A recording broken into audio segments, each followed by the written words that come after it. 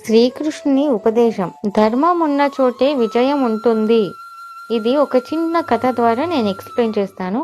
ఒకసారి దుర్యోధనుడు పాండవులను అడవిలోకి పంపిన తర్వాత పాండవులు చాలా కష్టాల్లో జీవిస్తున్నారు. అయినా కూడా యుధిష్ఠిరుడు ధర్మ మార్గాన్ని ఎప్పుడూ కూడా వదలలేదు. ఒకరోజు ద్రౌపది, భీముడు, అర్జునుడు కోపముతో యుధిష్ఠిరుని ఇలా అడిగారు: అన్నయ్య, ఇన్ని అనర్థాలు చేసిన వాళ్ళు రాజ్యంలో సుఖంగా ఉంటున్నారు. మనం ధర్మం పాటిస్తున్నాం కానీ కష్టపడుతున్నాం ఎందుకు? అప్పుడు యుధిష్ఠిరుడు కూడా మనసులో కొంచెం బాధతో కృష్ణుని వైపు చూశాడు. కృష్ణుడు చిరునవ్వుతో వచ్చి ఇలా చెప్తాడు: ధర్మం తక్షణ ఫలితం ఇవ్వదు యుధిష్ఠిరా, కానీ ఇది ఇచ్చే ఫలితం శాశ్వతం. అప్పుడు యుధిష్ఠిరుడు అడిగాడు: అధర్మం చేస్తున్న వాళ్ళు వెంటనే గెలుస్తున్నారు కదా?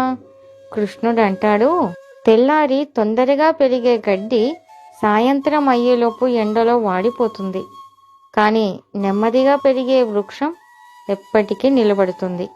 ధర్మం అనేది ఆ వృక్షం లాంటిది. ఎంత ఆలస్యమైనా చివరికి అది గెలుస్తుంది.